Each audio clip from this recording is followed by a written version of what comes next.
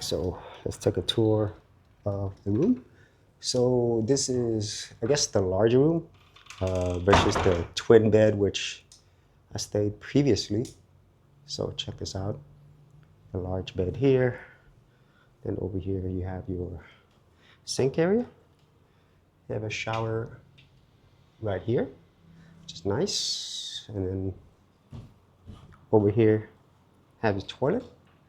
And then have a very nice view right here. It's a beautiful view.